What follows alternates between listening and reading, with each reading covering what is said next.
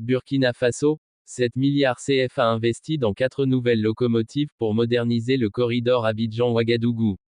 Avant de continuer, je vous demande de vous abonner à la chaîne YouTube pour plus d'informations chaque jour, et aussi, activer la cloche de notification pour ne rater aucune de nos publications. Aimez et donnez vos avis en commentaire. Le transport ferroviaire burkinabé franchit un nouveau cap.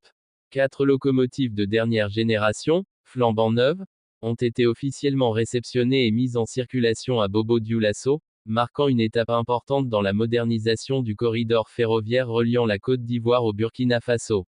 Cette acquisition ouvre la voie à un renforcement progressif des capacités du réseau, en prélude à l'arrivée annoncée de plus de 200 wagons supplémentaires. Dotées de systèmes de contrôle numérique, de diagnostics embarqués et d'équipements de sécurité modernisés, ces nouvelles machines sont conçues pour améliorer la performance du réseau ferroviaire sur l'ensemble du corridor Abidjan-Ouagadougou.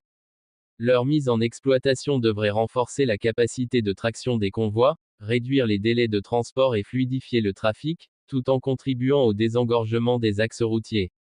Selon le ministre Sidibé, ces locomotives incarnent la fiabilité et l'efficacité énergétique attendues d'un réseau ferroviaire en pleine transformation. Elles faciliteront notamment l'acheminement des produits agricoles vers les grands centres urbains et les ports, dynamisant ainsi les échanges commerciaux dans la sous-région. La cérémonie a été présidée par le ministre de la Construction de la Patrie, Mikailou Sidibé, qui a procédé à la coupure symbolique du ruban. Acquises par Citarail pour un investissement estimé à près de 7 milliards de CFA, ces locomotives de type GL30 développent chacune une puissance d'environ 3000 chevaux.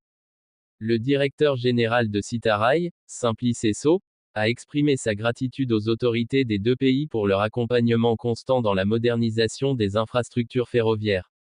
Il a souligné que cette acquisition s'inscrit dans une dynamique de relance du commerce entre Ouagadougou et Abidjan. Pour rappel, Citarail exploite la ligne ferroviaire Abidjan-Ouagadougou depuis août 1995, dans le cadre d'un partenariat public-privé entre les États de Côte d'Ivoire et du Burkina Faso. Deuxième information, la mobilisation régionale pour la résilience au Sahel prend un nouvel élan. Avant de continuer, je vous demande de vous abonner à la chaîne YouTube pour plus d'informations chaque jour. Le ministre burkinabé de l'économie et des finances, Aboubacar Nakanabo, a reçu à Ouagadougou une mission conjointe de la Banque africaine de développement, BAD, et du Programme alimentaire mondial, PAM, venu consolider un partenariat stratégique axé sur l'eau, l'agriculture et l'emploi rural. Conduite par Dr Martin Freguen, vice-président chargé du complexe agriculture, développement humain et social de la BAD, la délégation est venue échanger sur la transformation des systèmes hydriques et le développement agricole, en cohérence avec les priorités nationales du Burkina Faso. Au cœur des discussions figure un programme structurant centré sur la gestion durable de l'eau, la résilience des territoires et la création d'emplois, notamment pour les jeunes. L'ambition est d'assurer une disponibilité accrue des ressources en eau tout au long de l'année, d'améliorer la productivité agricole et de dynamiser l'entrepreneuriat rural.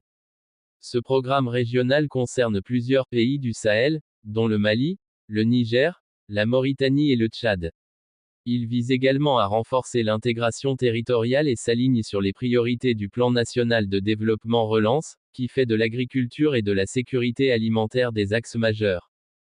Les différentes parties ont insisté sur la nécessité d'une mise en œuvre rapide et efficace afin d'obtenir des résultats concrets à court terme. À travers cette coopération, le Burkina Faso réaffirme sa volonté de bâtir, avec ses partenaires techniques et financiers, un modèle de développement fondé sur la résilience, l'emploi et la solidarité régionale. Je vous reviens bientôt, pour d'autres actualités du moment.